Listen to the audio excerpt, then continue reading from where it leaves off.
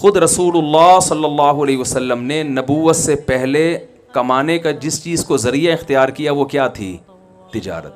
آپ نے پوری زندگی تجارت کی. ہاں بکریاں چرائی ہیں وہ ملازمت تھی، وہ اس لیے کہ رسول اللہ صلی اللہ علیہ وسلم نے فرمایا کوئی نبی دنیا میں ایسا نہیں آیا جس سے اللہ نے بکریاں نہ چروائیں. وہ ایک مصلحت ہے، قوت برداشت پیدا کروانا وہ ایک الگ چیز ہے. لیکن آپ صلی اللہ علیہ وسلم کی جو غربت کو، مسکنت کو اللہ نے دور کیا وہ بھی تجارت کے ذریعے. ابھی قاری صاحب نے سورہ ضحیٰ کی تلاوت کی نا، وَوَجَدَكَ عَائِلًا فَأَغْنَا، اے نبی ہم نے آپ کو غریب اور مسکین پایا سو ہم نے آپ کو مالدار بنا دیا. یہ مالدار کیسے بنایا کہ حضرت خدیجہ رضی اللہ تعالیٰ عنہ کے پاس پیسہ تھا، پیسے کو انویسٹ کرنے کے لیے کوئی ایماندار آدمی نہیں مل رہا تھا. انہوں نے نبی صلی اللہ علیہ وسلم سے نکاح کیا کہ پیسہ میرا ہوگا اور اس پیسے سے کاروبار کون کریں گے؟ رسول اللہ صلی اللہ علیہ وسلم. اس سے اللہ تعالیٰ نے آپ صلی اللہ علیہ وسلم کے مال میں بھی اضافہ کیا اور حضرت خدیجہ رضی اللہ تعالیٰ عنہ کے مال میں بھی اضافہ کیا. تو ہم اگر اس پہ میں بہت کچھ کہا جا سکتا ہے تجارت کی فضیلت پر. اسلام کا جو مزاج ہے، مزاج وہ بھی کیا ہے؟ تجارت کا ہے. اس لیے کہ اسلام کسی کی غلامی پسند، بولے نا بھائی، نہیں کرتا. ایسا نہ ہو آپ کے سارے امپلائی چھوڑ کے بھاگ جائیں کہ ہم اپنی کمپنیاں کھول رہے ہیں. اسلام غلامی کو کیا، اسلام کا مزاج میں غلامی نہیں. غلامی صرف کس کی ہوگی؟ بولے نا بھائی، اللہ کی ہوگی. تو آپ بتاؤ، تاجر اپنا کھاتا ہے نا، اپنی مرضی سے آفس پہنچے گا، جب دل چاہے گا دکان بند کر دے گا. ملازم کو یہ سہولتیں ہیں. بلکہ دفتروں میں جو آج کل حالات چل رہے ہیں نا، اس میں تو آپ کو پتہ ہے کہ باس کو مکھن لگانے کے علاوہ کوئی اور کام ہوتا ہی نہیں ہے. پیٹھ پیچھے بیٹھ کے صبح سے شام تک برائیاں کرتے رہیں گے اس کی. جیسے ہی آئے گا تو سر کیونکہ اس کو پتہ ہے نچوڑ تیل کہاں سے نکلے گا، اسی کنویں سے نکلے گا. تو اسلام کے مزاج میں کیا ہے؟ سر اٹھا کے جینا. یہ تاجر تو سر اٹھا کے جی سکتا ہے، ملازم سر اٹھا کے نہیں جی سکتا. ملازمت میں آپ کی محنت کا فائدہ کون اٹھائے گا؟ جس کے آپ ملازم ہیں، فائدہ سارا وہ اٹھائے گا. میں دنیا میں الحمدللہ میرے اب سفر ہونے شروع ہوئے ہیں، بہت سارے ملکوں میں جانا ہوا، پاکستان میں بہت سی جگہوں میں جانا ہوا. میں نے جتنا کامیاب تاجروں کو دیکھا اتنا کسی اور کو نہیں دیکھا. اور تجارت کے لیے میرا ایک اصول بن گیا کہ اس کے لیے انٹر میں فیل ہونا ضروری ہے.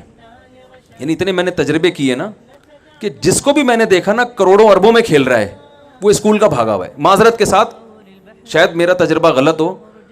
ابھی سیالکوٹ میں ایک تاجر ہیں، انہوں نے بہت اللہ نے ان کو نوازا ہے، ایکسپورٹ ہوتا ہے ان کا مال، بہت کروڑپتی آدمی ہے.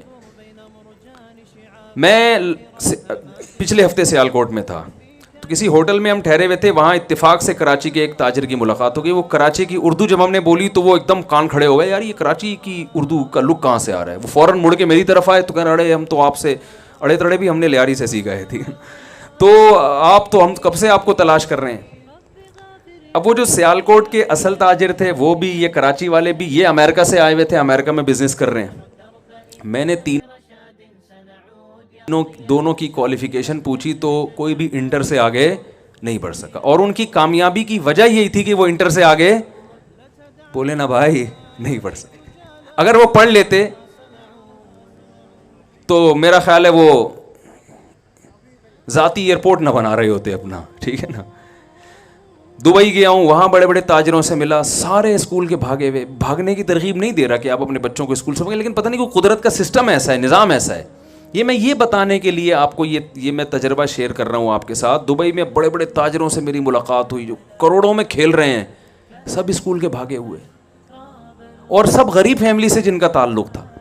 تو تجربے سے ہم نے یہ سیکھی کہ تجارت کے لیے پیسہ بالکل بھی نہیں چاہیے. یہ تجربہ ابھی تو شیئر کر سکتا ہے نا انسان. ایسے میں IBA یونیورسٹی میں میرا بیان تھا، موضوع یہی بزنس تھا. تو میں نے ان کو ایک بات بتائی، میں نے کہا بہت معذرت کے ساتھ، اچھا میں ایک پٹھان کو لے گیا اپنے ساتھ، وہ بیچارہ کچرا چنتے چنتے نا کروڑپتی بن گیا. کچرا چنتے چنتے، کچرے میں کیا ہوتا ہے کہ بھائی اس کو پتہ چل گیا بھائی جو ہے نا کاپر کیا ہوتا ہے، تانبا، پیتل، لوہا، ہر چیز کا فرق وہ پہچان گیا. ہوتے ہوتے ہوتے ہوتے اس نے وہی ظاہر اپنی دکان بنا لی اسکریپ کی. پھر ہوتے ہوتے یہ جو ہے نا اتنا اللہ نے اس کا بزنس کہ وہ کروڑپتی, اس کے تو 20-30 تو اکاؤنٹ ہیں اس کے. میرا آئی بی اے یونیورسٹی میں بیان تھا, میں نے اس کو فون کیا, میں نے کہا آ جا بھائی تو, اور میں نے کہا اسی ڈریس میں آنا جس میں تو سارا دن گھومتا پھرتا, کو کوٹ ٹائی وائی کی وہ پہنتا بھی نہیں ہے. میں نے کہا تاکہ میں ان کو بتاؤں کہ تم تجارت پڑھ رہے ہو, تاجر بنو گے نہیں تم, تاجر ایسے بنتے ہیں جیسے یہ بنا ہے. تو وہ آگے اپنے وہ جیسے نارمل ڈریس میں بیچارہ سیدھا سادہ سا پٹھان, ایک شلوار کا پائنچا یہاں, دوسرا پائنچا یہاں آ گیا. میں نے کہا بتاؤ یار, میں نے یونیورسٹی کے لڑکوں کے سامنے اس کو کھڑا کیا, میں نے کہا آپ کیا سمجھتے ہیں یہ کیا ہے؟ انہوں نے کہا ایسی بیچارہ سیدھا سادہ سا کوئی ہوگا, ان کے خیال میں کہیں چوکیداری کر رہا ہوگا. میں نے کہا بھائی اس کی اتنی چیک بکیں ہیں نا کہ اس کو گننے کے لیے ایک بندہ چاہیے. ٹھیک ہے, گاڑیاں ہی ایسے بدلتا ہے جیسے آپ پینٹ بدلتے ہو. اور میں نے کہا شروع اسکول کتنا پڑھا ہے, ایک جماعت بھی اسکول میں نہیں پڑھا ہوا, صرف محنت, ایمانداری, جو ٹائم لوگوں کو پیمنٹ کا دے رہا ہے اس میں 1 سیکنڈ بھی آگے پیچھے نہیں. میں نے اس کو 8 بجے کا ٹائم دیا تھا پہنچنا ہے, میں تھوڑا لیٹ ہو گیا, وہ ٹائم سے پہلے پہنچا ہوا تھا. تو میں نے کہا آپ لوگ جو بزنس پڑھ رہے ہیں نا, تو یہ ذہن میں رکھیں آپ بزنس کے علاوہ دنیا کا ہر کام, بول لو نا بھائی, یہ ماہرین کہتے ہیں, میں تو مولوی آدمی, میں کیا ایسی باتیں کر سکتا ہوں, لیکن ہم نے ماہرین سے سنا ہے کہ جو بزنس پڑھتا ہے وہ دنیا میں بزنس کے علاوہ دنیا کا ہر کام, بولو نا بھائی کیا ہو گیا. آپ کے فائدے کی باتوں کے لیے میں بیٹھا ہوں, یہ پہلے بتا دوں میں آپ کو. تو ہم دنیا میں جہاں بھی گئے, میں ملیشیا گیا, وہ میں نے پٹھان تاجر دیکھے, سیدھے سادے پہاڑوں کے رہنے والے, کروڑوں میں کھیل رہے ہیں وہ. لنکاوی جزیرہ سنا ہوگا آپ نے, وہاں ایک بہت بڑا تاجر ہے. میں اس لیے زیادہ نہیں قریب جا رہا کہ وہ کہے گا یار ہمارے سارے راز فاش کر رہے ہو آپ مجھ سے بیٹھ کے.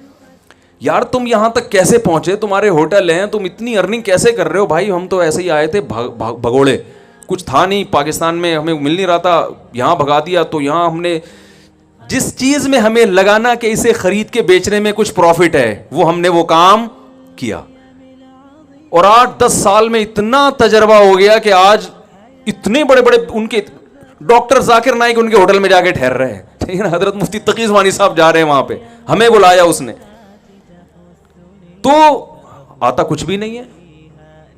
تو پہلے تو میں یہ تجربہ شیئر کرنے کا مقصد یہ ہے کہ اسلام نے بزنس کو اتنا زیادہ فوکس کیوں کیا. اس پہ اور بھی بہت سی آیتیں, حدیث ایک روایت میں آتا ہے, رسول اللہ صلی اللہ علیہ وسلم نے فرمایا تسعۃ اعشار الرزق فی امتی فی التجارہ.